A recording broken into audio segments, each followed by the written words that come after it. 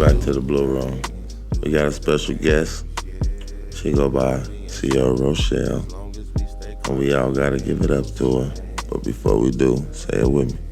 Yo, yo, yo. How you doing? I'm good. How are you? I'm good. I'm blessed. Yeah. It's your first time here, so we just wanna let your fans know a little bit about you. So I'm gonna ask you, where are you from? Born and raised Wichita, Kansas. Okay, Wichita, Kansas. What side of town are you from? I'm originally from the South Side. 2006, my senior year at South High. We moved out east, so that's where I'm at. Yeah. Okay, you went to South High, you said? I did, yeah. Last 2006. Okay. How'd you like that? I loved high school. I think that's really where, born and raised in church, being in high school kind of gave me the chance to step out, like outside of the church choir, kind of start making friends, making little singing groups and stuff. And R&B was really a big thing, JoJo and all type of other 3LW girls groups were really a thing back in '06. Definitely. So, yeah, that's really where I started, like, I guess, coming into my own personal relationship and love of music and my craft. Okay. So we're gonna, high school, but let's go like childhood. How was the childhood? Are you single parent, two parent household? Two parent household, happily married. That's great. Yeah. Don't want to get too messy with it, but yeah, I got married. I want to say back in 2008, and then divorced, and got married again a year ago. So October made our first year anniversary. Congratulations! Thank you. So we just had a baby girl 5 months ago. So yeah. Well, we ain't gonna do all that. I asked you the baby name off camera. But congratulations on that. Thank you. So childhood was, pretty normal, play outside. Yeah. I mean, my father's a pastor. My mom worked for the city. Both of my parents raised me and my sister. Two-parent home, just basically the same as the typical black family. You know what I'm saying? Go to church, eat dinner at the kitchen table, certain standards, rules, be in the house when the light come on, don't talk back, get a whooping. I'm serious, Who got the most? You got siblings? Just one sister, yeah. Who got the most? I did, definitely, hands down, yeah. Yeah. She, still to this day, she's a baby. She gets what she wants. And, so you're the oldest? Yeah, I'm the oldest. Yeah. Okay, so you had to hold it down. Yeah, we're 6 years apart. Oh, yeah, So. and it's no brothers, so you No gotta brothers. hold it down. Yeah. And I'm grateful, I've always wanted to have like a big brother. I have first cousins that I consider like big brothers, but definitely it taught me how to be strong. My dad, he was definitely harder on me, but I appreciate it now because it's like he didn't show favoritism like, oh, she's a girl, He was kind of like, hey, you're the oldest, you got to come with this the responsibility, and even now I have that, and it's just like, I love to work, I ain't lazy, right. I know what it's like to work for something and not just have everything given to me. So yeah. Okay, that's cool. Yeah.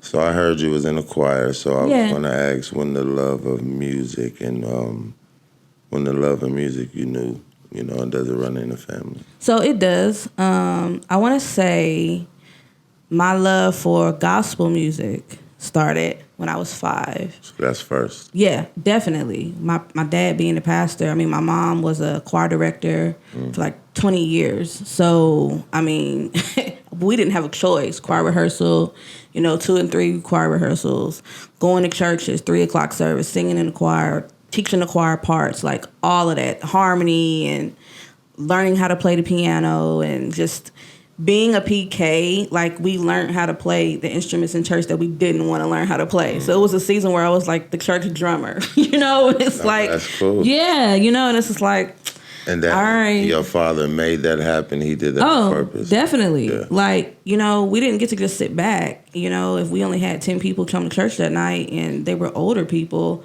you was a drummer and you just hopped on the drums and you just learned how to play in those nighttime services where nobody was there. Yeah. And so I feel like my craft and my gift of art for gospel music started when I was 5. I used to watch cassettes, Timothy Wright and like Myrna Summers, like old Bishop Patterson type choir stuff back in the 80s when I was a kid, and like literally I like to just sit in front of the TV and just watch it, you know? So that was instilled in me in a young age. Yeah. I didn't really become, I don't know, you know, like growing up in the church, they make, when you start loving and liking another genre besides gospel, it can kind of get off like, that's the devil's music. Don't be doing my job for me. That was my next question. Oh, I'm sorry. Good. No, that's I'm sorry. perfect. That's where I was going. I was going to lead there. It's like, how did that work? Like, as your father being a pastor. So I used to sneak and listen to secular music. Okay. Like middle school, my 8th grade year, used to take like CD player, portable CD player to school, put it in my backpack, and you know. My other friends, you know, they had all the CDs and the discs, so they would You got trade. weapons for that? Yeah, too? no, they never found out until I got like in high school, and I was a little bit more outward with it. Like in my bedroom, my mom, she would come in and she'd be like, sometimes if it had cussing in it, she'd be like, you know, turn it off. But sometimes it was just stuff like jazz or just something like neo, so like a vibe, instrumentals. I used to listen to a lot of instrumentals. Okay. She'd just be like, just turn it down, you know, because it's like, you can't stop your kid from doing something that's instilled in them and that they love. It's yeah. the world. Yeah. So how did it, you know, what about now is?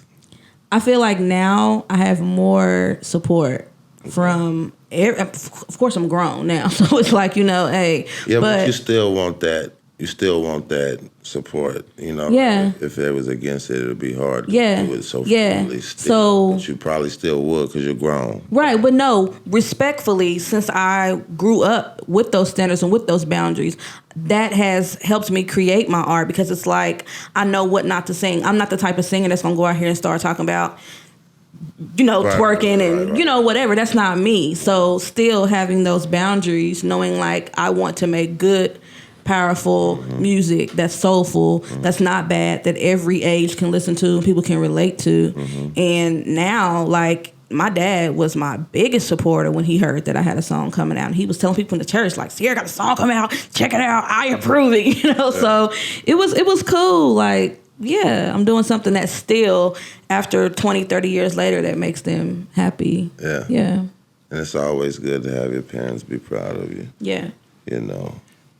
So, any activities, sports, anything you play? When I was in high school, I ran track. No. Can't play basketball? Track. No, I can't. This saved my life, and it's fine. Track. My junior and senior year. So I wanted to go to Kansas City. I had a couple of scholarships, but I wasn't able to go. Kind of afraid and timid to step out, you know, and leave everything that I've known. So I ended up just going to Butler. Okay. And then I ended up getting a certificate in pharmaceutical. Okay. So, yeah. Yeah, that's nice. Yeah. So you say afraid to step out. Yeah. Okay. We know what that means now. I think when we was growing up, we didn't know what that was. But it's a lot of trauma and, like, self-doubt. Yeah. That we didn't know where it came from, right? Yeah. So my question is, it doesn't seem that you're that way now. No. I know, like, what happened. Like, you know, I know life and you growing up, but, like, can you pinpoint it of, like, what made you be different than you were? Just life experiences. I mean, when I was 20, I started working at Spirit. I worked there for a year or so, and making that kind of money, you know, being my age, I was just kind of like, I want to have my own mind. I want to do my own thing. I've always confidence. been, I hear more confidence. Yeah. The confidence came up. So did you ever get the feeling of, I'm not afraid to fail now? Not really. Okay. Like, no, not really. I think I just kind of got comfortable in what I was doing, and it was just kind of like, all right, you know. And then me building a relationship with God, you know, like the older I got, it was just kind of like, you know, hey, if it's meant for me to go this way, he gonna leave for me to go this way. Right. And I'm not going to fear, you know, and I think when I just got busy doing my own thing and just being comfortable where I was and seeing me make my own moves and save money, it was just kind of like, I'm good, you know? I really didn't think about fear anymore, just me being afraid to go anywhere. It was more so like, I'm focused on what I'm doing right now. And I can do it. Yeah. Because I've seen me do something else and I gained the confidence to Right. keep going. Yeah. I love that. Yeah. So you went to Butler. I did. Pharmacy, right? Yeah. Are you still in the field? No. No? Absolutely not. Why not? No. You know, Pharma- like, I mean, do you not believe in the field? Like, did something change in your heart? Change your heart. Because I've seen people who are sick. And, you know, now, as being an adult myself, I'm not saying I'm a holistic type person and don't take medicine. Because now, if my head hurt, I'm going to go get some ibuprofen. Definitely. Right. But it's like the older I am now, I think that, like, pharmacy, it's kind of like, it is a business. And it's like, I don't feel like the people who are sick, who actually need the medicine, if they can't afford it, we shouldn't be battling. People shouldn't be battling with insurance and stuff if they can, you know, like, it's a lot of, people make money off of sick people. And it's like, nah. And then what I went to school for, I think I was like a pharmacy tech. They don't make no money. I make more money what I'm doing now. Right. So, yeah. Yeah. I hear that. I hear a lot of, you know. Yeah. I hear a lot of things with the pharmacy. So Yeah. I wanted to get your take on that. Yeah. So after college, what did you do after college? Stayed home. Ended up working at Spirit for a year.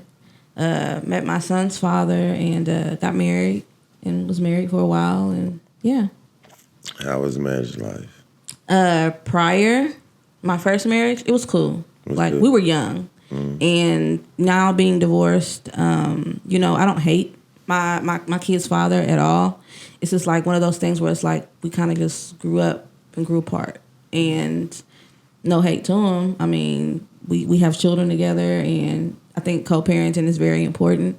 But, you know, we were young. Like, even though he was older than me, we were still young. You say I do co-parent very well. We co-parent, yeah. Not all the time. Well, I mean, that's, hey, you know. But that's life. It's the truth, you know. And that's not something bad because we're both two different individuals. I have my way of thinking. He has his way of thinking. That doesn't mean my way is right. That doesn't mean his way is right or wrong. But just being able to have respect. I think respect is the foundation of co-parenting and acceptance. And acceptance, like accepting that this is what has happened. This is where we are.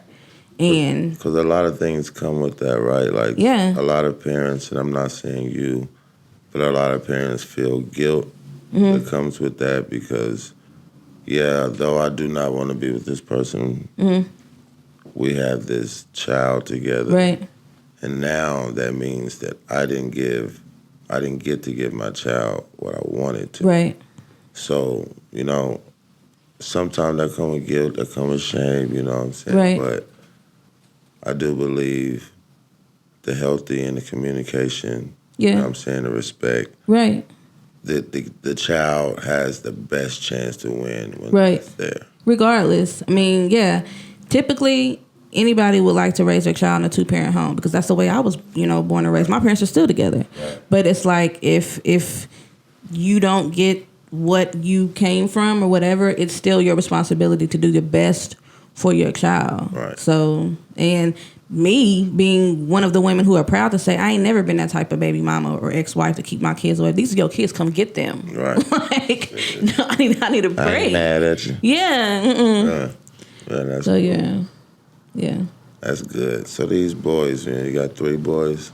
I have 5. 5 boys? Yes. I saw 3. Yes. So the youngest, Judah, he was not cooperating at all. Okay. So we were just like, we're going to have to push him to the side and do something with you a little bit later when you get older. But my 3 boys were in the video. My 4th son, he wasn't able to be there. He had leg injury and had some other stuff going on. But yeah, I released the song on his birthday, October the 4th. So that was my little way of trying to, involve him. But my other sons were there, Uriah, Nehemiah, and Silas. They did a good job. They did. For my sons. Yeah. I can't ask where that song come from because I know where it come from, but I can't ask how did you feel writing it, and like why did you think that you wanted to write that song? Actually, excuse me. The story to that is crazy. Like, What we here for? Yeah. So I wrote that song at a stoplight. Yeah. I was driving down Seneca and I was doing an errand for my father. My father had actually just got out the hospital. No, he was in the hospital. He had just had a serious heart surgery, and I was doing some errands for him. And I was just thinking, like, praying, like, within myself, like, Lord, I hope he, pulls through. I know he gonna be there. And I'm just thinking, like, man, what do I have? Like, if God forbid, if my father was to go, what would I have to always remember him by? Like, what, materialistic things is cool, but it's like voicemails, your stuff like that, that you can. And I was just thinking, and I was just driving, and I was like, man, he gonna pull through. God bless, he did. And I'm writing this song now because I'm thinking like, well, man, if something was to happen to me, I ain't got nothing for my, boys to remember. Like, man, I remember when mama said this. I remember when, So I'm just thinking, and I'm like, yeah. So it was literally like a piece of paper from like a McDonald's receipt. Yeah. And I just started writing at the stoplight. Yeah. And I'm looking up and I'm writing. And then I'm about to crash. Yeah. Breaking all types of laws, man. I'm glad no police was behind me. And I wrote like a couple of verses, and then I like folded it up and put it in the glove compartment. And I ain't touch it for like a couple of months. And then I get back in the car and I'm going somewhere else. And then the words just start coming to me again. So I pull out that same piece of paper, and I have like 10 pieces of paper now just everywhere of different verses on a song. Yeah. And I'm on the internet and I'm looking at stuff and looking at beats and I'm listening to stuff, and I'm like, yes. So I slowly start to piece the song together. Like, took like probably 9 months to a year. And then I was like, all right, I need to figure out how I can execute this beat, where I can get this beat from, how, like all the back stuff. See, that's like a process to music. Yeah. A lot of people don't know that it's not always made perfectly. It's not that we in the studio, turn the beat on, got the perfect beat for the thing. With this song, you had to find a beat to your melody and to what you were doing. Yeah. And sometimes in music it does that. We don't go off. We just go off like feeling. It's not always set up. And I think that's when you get the best music, is when you're not trying. Yeah. Actually, you just kind of feel it. Yeah. And I agree with you on your take about the song, because I got a song called Better Than Me. Okay. That's about my sons. Okay. And one of my partners, Ocean View Slim, one day he told me, he was like, man, this music is a documentary for our kids. They can go listen to me. Yeah. Like, I adopted that. I said, yeah, I'm still dropping this music because, okay, I'm 38 right now. My kids can, whenever, God called me, whatever, but they can go listen to my voice. Yep. They can go listen to what the hell I felt at 21. All of that. I've been doing it a long time, so they can go back and do all that and be like, Daddy was fucked up right there. Yeah. I don't agree with you right there, Daddy. Yeah. But I agree here. Yeah. And I remember the things you did tell me, but I have a guide. I can go back. Right. And see him actually too. Right. Like for your sons, they're going to be able to see you with them in that video. Yeah. Never going anywhere. Yeah. Yeah. And that was something that was really, bro, I tell you, it was so, when it got to the point where I had finished the song and we got ready to do the video, and I hit up Angelo. Shout out to Angelo. And I showed him and I told him the vision. And I was like, this is what I want. I need it like this. I need it like that. I want to go to the school. I want people to know where they go to school at. I want black kids to see, black boys to see. No, I don't need you in the street. I need you to get your diploma. Like, I need you to graduate. You know what I'm saying?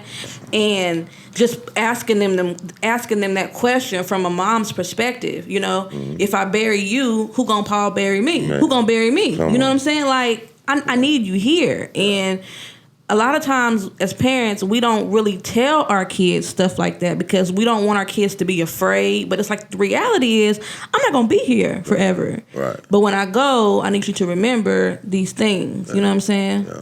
So, yeah. It's like what I need from you is good behavior. Yeah.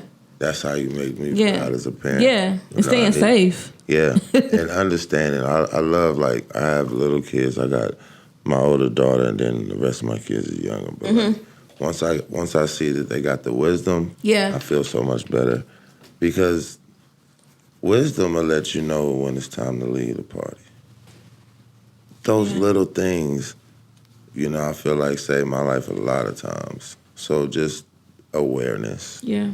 You know, sometimes you can't teach it, but you can definitely tell them, you know.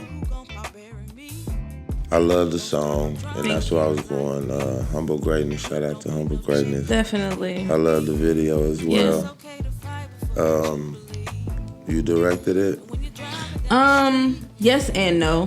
There were some parts that I had already written out that I wanted, that I, you know, told the boys and shared it with Angelo, and then there were some parts that he input and was like, nah, let's do this, or you know what I'm saying? Yeah, you got the vision. Yeah. I'm glad that we were able to collab and everything came out good. I'm glad that he was able to come to the crib. We were able to do the authentic thing, like us just chilling outside. Like, it wasn't too busy. It was because it's not a busy song. It's a direct song. Right. So I like that the video was like, boom. Yeah. Right there. And I love the black and white. Yeah. In it too. Yeah. I think that gives it the whole feel to ride down the street on the bike and all that. Yeah. And honestly, it was funny because Silas, he you know, I had that like, yep, I want him on a bicycle. And he went and grabbed his backpack, and his backpack was kind of beat up. And I was like, nah, go find another backpack. And Angelo was like, nah, he's a kid. We need to show that roughness and that's the realness. And I was like, all right, dude. Keeping it authentic. yeah. So I was like, whatever, just So because for the viewer, that's what, you know, we're used to seeing that really. You know, sometimes when it's you see the movies when niggas got them perfect lineups, it's like, okay, the budget ain't. Yeah. You know, you ain't gotta. Nah, what you know, everybody ain't got the haircut every damn day. Right. You know what I'm saying? Like, where's the scenes where, you know, in between? Yeah. You know, so it gives it that realness. Yeah. You know. Yeah. Yeah. And and Angelo, he do his thing, man. Yeah, definitely. How the boys feel? They feel like superstars. They do. When it came out, I was like, man, y'all gotta tell y'all friends. I gotta share it. And, you know, they at high school, so Nehemiah, he was kind of like, nah, that ain't my thing. Like, I'm kind of, you know, I don't want nobody. And then, then my other son was like, I'm gonna tell this person. I'm telling they already heard it, mama. So, you know, one of them was kind of eating the attention up, and the other one was kind of like, nah, that's kind of embarrassing. Like, you know, but yeah. And then Silas, of course, he's everybody's favorite God. So he loves it. And people are coming to him and talking to him about it. And, you know, he's telling people, subscribe to our YouTube channel. So, yeah. I'm glad that I was able to do that, you know, not only with the song, but them being in the song. And then they'll be like, they're doing something they can be proud of. You know what I'm saying? For sure. They're going to brag about that forever. Yeah. You know? Yeah. I ain't in a video with my mama, but I've done some video work for my mama. Yeah. I brag on this thing. Yeah. You know, because my mama's a pastor too. Yeah. You know. So you a PK. Yeah. Yeah. So you get it. Yeah. Yeah. You know, she became a pastor when I was grown. Okay. You know, but she was doing her thing. Yeah. I seen her journey. Her journey is dope too. Yeah. You know, shout out to all the mothers. Definitely. You know. So what's next? December, that's my goal, to drop something on my birthday. Drop a project or a song? An EP. EP. Hopefully Okay. I have enough time to get it down. Like literally, we blinked and it's almost time for Thanksgiving. Yeah. So Yeah. I don't know if I'm gonna be able to get a full project done, but it'll be something. Yeah. Either a single. I want to do an EP, but yeah, we'll see. I have this thing with dropping stuff on dates that means something to me. Like for my sons, I dropped it on October 4th. That's my son Aiden's birthday. So I want to drop another project on my birthday, December 21st. 21st. So, I was gonna ask that. Yeah. So what you a Sagittarius. Capricorn? No, absolutely not. When you start the Capricorns? The next day, December so 22nd. You are I'm a barely almost, Sagittarius. yeah. It's fine. It's You're a fine. Sagittarius. I'm a Sagittarius. Yeah, too. there you go. There you You go. know, big Sag Yeah. life. You know, big Yeah. Sag energy. Definitely. You know what I'm saying? Definitely. We the coldest We ones are. out there. You hear Period. me? Last Period. but not Period. least. You feel me? Period. Best for last. Yeah. Don't care about none of them other signs. Yeah. Nah. No. So, EP, you got a name, or we don't need to drop that yet, or what? So I'm thinking about going in the same direction of doing some songs that are like meaningful and soulful. So I'm thinking about doing something from my heart to my soul. Okay. So yeah, I like it. yeah. We'll see. We'll see. We still got that one. We do. I don't know what's that. I don't know. Okay. I don't. You I know, liked they asked me to perform that one time at a service. a service. That blew me away. I'm like, That particular song yeah. that we did. Mm-hmm. Okay. And at a homegoing, Going, and I'm right. just like, man, I ain't never heard no hip hop at this. You know what I'm You'd saying? be I surprised. didn't want to offend nobody. You know, but the family, they wanted it. So, But it's the message. Yeah. Yeah. And then, even though everybody, I don't know how to say this. Like, sometimes you just got to do what the family requests. You know what I'm saying? yeah. No, Because- once they said okay, I didn't care no more. Yeah. Because if anybody else got a problem, fine. This family, That's what I'm saying. this is what I'm here for. I feel like since we're PKs, we relate to the way a funeral is supposed to look, Yeah. structured in the church. Right. But it's like, no, if the family wants this, you gotta minister to the family. You Right. don't know the type of lifestyle Right. that person Right. lived. That person may have liked rap, Right. so Right. that could be something they want in their honor. And it's crazy that I knew the person. Like, Okay, I didn't know him. Like, I knew him from the town. Like, okay, we probably spoke a couple of times. But it's just kind of crazy because I didn't know that I would be there, for your funeral. And I knew you since we was kids. yeah, And that's life. But it was an honor to do it because he was always cool to me. And, yeah, like, his son was there. But, like, music can go that far. I just didn't know how that song was going to take that far. I just dropped it on the Bluroom. yeah, And then we, finished it. yeah. I haven't dropped it. A lot of people love the song. I really You want to should. do a video to it as Okay. well. Okay, And maybe we can do that soon. yeah, definitely. After it 'Cause snows. it's After it snows. after After it for snows, sure. definitely. After it snows. 'Cause Yeah. it seemed like it's gonna be a cold winter. It's yeah. It's yeah. It's cold now. So We in Wichita, Kansas, for all our millions of viewers. there you go. We in Wichita, Kansas, so it get cold here. Below You feel me? 0. We get the best of both worlds. Yeah. We in the middle of the map, you hear me? Shout out to 316 North Side for sure. Yeah. And the South Side, because she here. And the East Side now. Yeah, I and the don't East really. Side. Yeah. I don't really too much rep the South Side no more. Okay. They kind Turn on of. y'all. I'm sorry. Hey, North Side, baby, we down for that life. Nah, Wichita, period, but that's where I'm from, so we got to represent that. Yeah. So for my sons, let the people know where they can get that, where they can stream that, go watch the video. Yeah. Let them know it. Video, YouTube page, Sierra Rochelle. Streaming, all streaming platforms, Apple Music, Spotify, iTunes, iHeartRadio, YouTube Music, Amazon, whatever. Hey, go all get of it. that.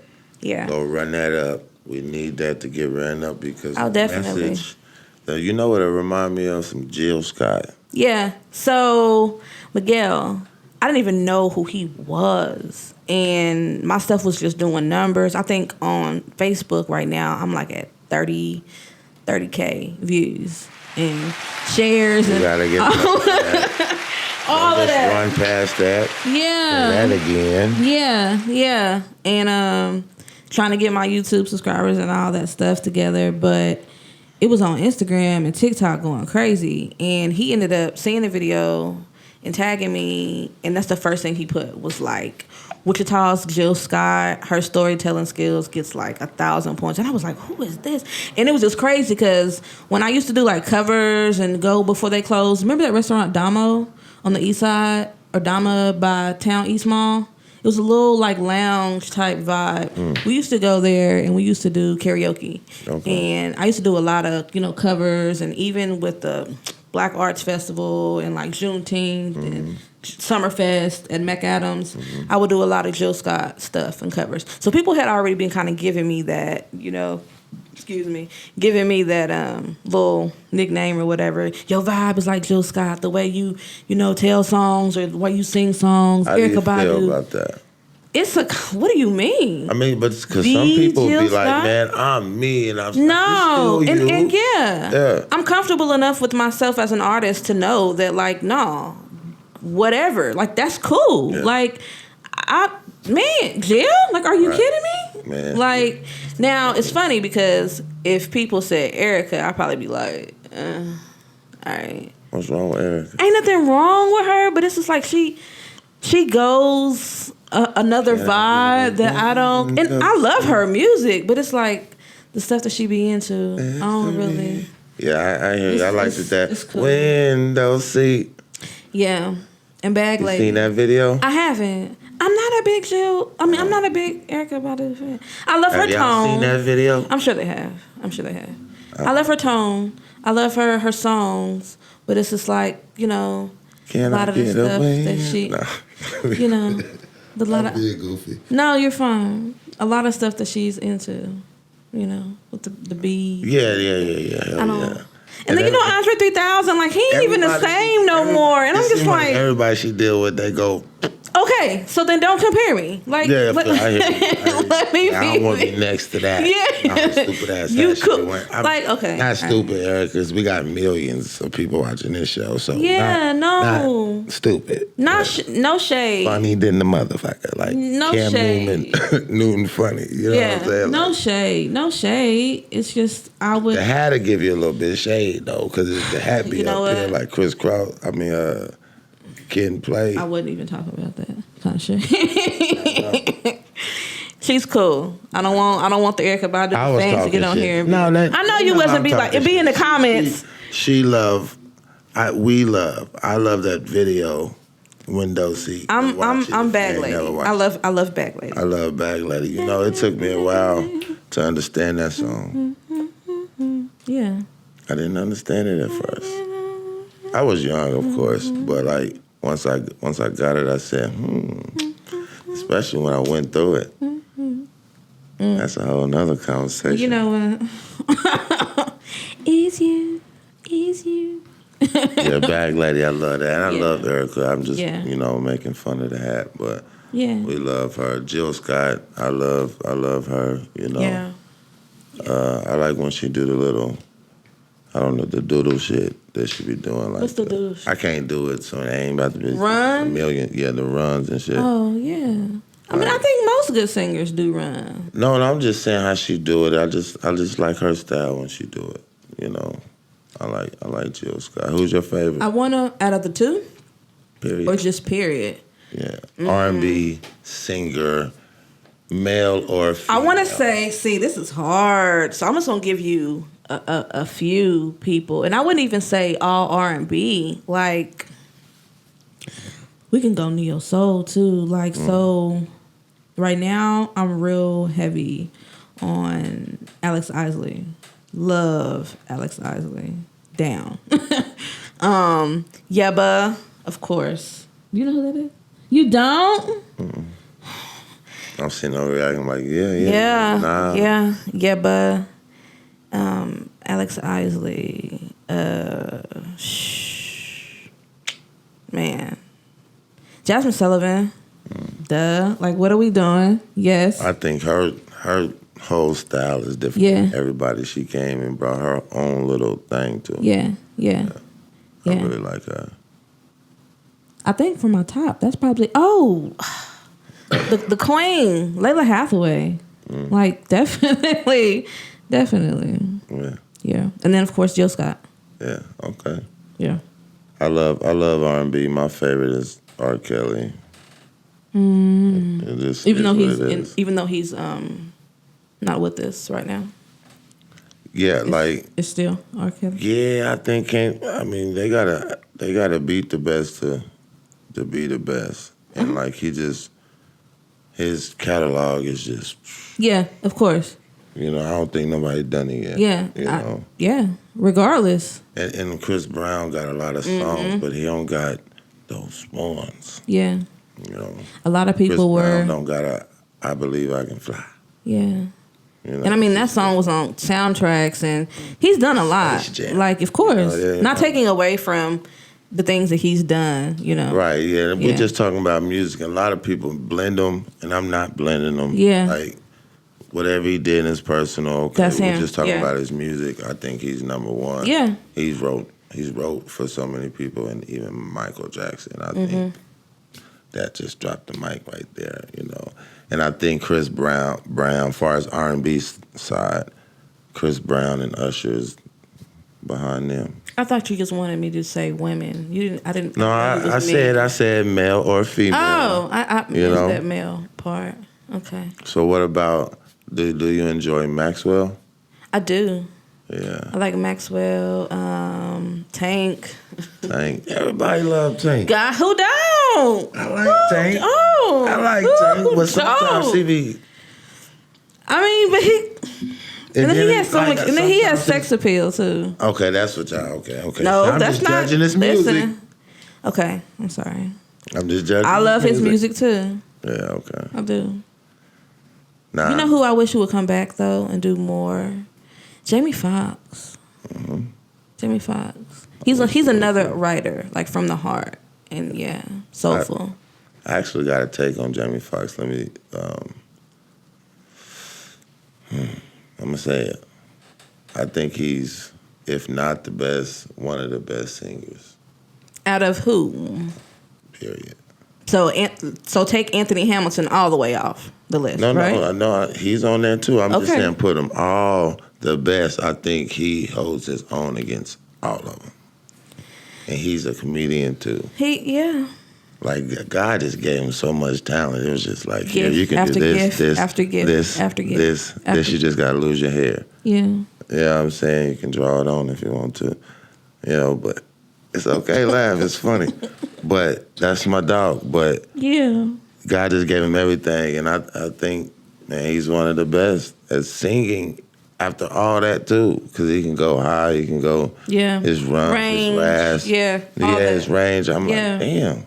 Who really does it just clearly better than him? I think he can get in the room with all of them and do his thing. Of course.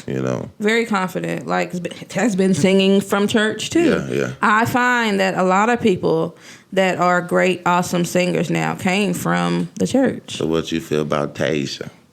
I love Fantasia. She's great. She's good.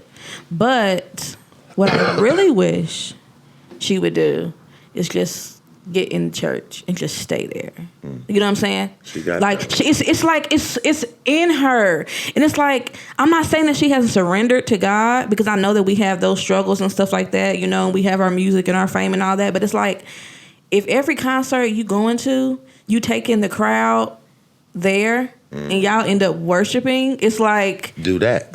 Hello. Because that's where you're anointed to be, and that's where you're anointed, that's what that voice is. It is. When she cry out like that, it is. And I'm like, man. And I'm not saying that if she didn't do a gospel album, the gospel world would just eat it up. I know that, but it's like, And I can't say that from a judgmental place, like, oh man, I'm not gonna listen to her no more. Right. I'm judging you. You need to just give your life. No, I'm not coming from a place of being judgmental, because I don't know what God has told her to do. You know what I'm saying? And but sometimes that's what people like step back, because they like, I know I'm not living where I want. Not saying it's tasty, but I'm just saying, like, I know I'm not there.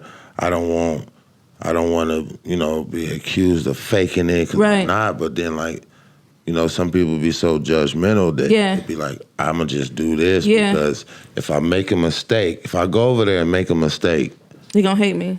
Yeah. They're going to get me. Yeah. You know what I'm saying?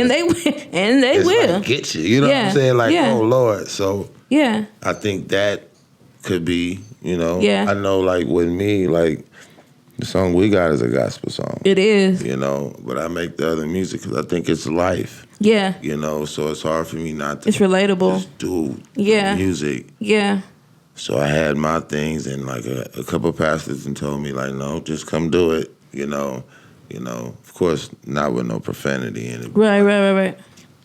They welcomed me in there, but I just feel because, Sister So-and-so be in the front grilling. Yeah. And it's like, man, did I say too much? Yeah. I feel like it's touchy. And I feel like when you're in a situation like that, you really have to be spirit-led. And that's why I wanted to like kind of backtrack what I was saying about even Fantasia. It's like, I don't know if she has a personal relationship with God. Her personal relationship with God is based on what they have going on. I can't tell her what God said do, what God said don't do. I believe in my heart that she's spirit-led. She can get on that stage and have the mindset to do Baby Mama or whatever other songs, and then go somewhere left. Yeah. And then somebody in that crowd that thought they was coming to dance and get bare feet and twerk end up on their face, crying because she allowed God to use her in that opportunity. Yeah. So, I think it's great too, because I don't think every godly person is in the church. That's right. So we need some people to bring them. That's right. So I think, and life is life. Like, everybody's not living that. Right. So how do we even reach those people if we can't tell those stories of that? Right. So I think it's storytelling, not necessarily that you got to live a perfect life, but you went through this and you can tell that. And I think it's okay to do that without it being scrutinized and just put down so much, because it's storytelling more so of glorifying it. Right. And a lot of people are more, I don't even know what word to say. A lot of people are more humbled to come to the right side of God, or, get themselves together when they hear that someone else has gone through what they're currently going through. Yeah. Like, man, you a superstar now because you used to steal from the store because you didn't have no parents. Right. You know what I'm saying? Like, wow. So it's the same thing. Yeah. It's just different type of music, but if it was embraced more, I think Fantasia or some other people wouldn't. They'd just go, because I'm here imperfect. I'm not perfect. I'm not even close to being perfect. I'm a mess too. Yeah. Like, one time, this is a true story. I was going to the liquor store on Sunday. I'm about to go watch some football. The lady was in there. She was playing gospel music. And I was like, got me feeling bad. She said, because that's who needs to go to church. Like, you're not less than. Like, she just made me feel comfortable. Like, nah, you're not less than, because you're not at church right now. We all got issues. Most people in the Bible had issues. Everybody. Got called. So it's like, don't feel bad about that. Just make your way. Yeah. You know what I'm saying? So it made me feel better, because she had it bumping. I'm like, I'm in the liquor store. Yeah. But you needed to hear that. You know what I'm saying? I did. Like, because we feel so judged. So it's like, it feel better when it's like, okay, so I am welcome, I'll come. Because what if, she was playing gospel music on a Sunday or Saturday or whatever day, and somebody came in there getting ready to get towed back because they was depressed or whatever. Well, you going into the liquor store to get some liquor so you can feel better. And then, just your luck, you hear something that say, God love me. Say, what? You know what I'm saying? Like, you probably wouldn't have heard that nowhere else. Right. So, God timing. It just happens like that, Yeah. I appreciate you coming Yeah, by. definitely. Thank you for having me. Finally. Yeah. Finally. We're going to get that song out of there, too, man. Please. Sierra Rochelle. Y'all give it up to her.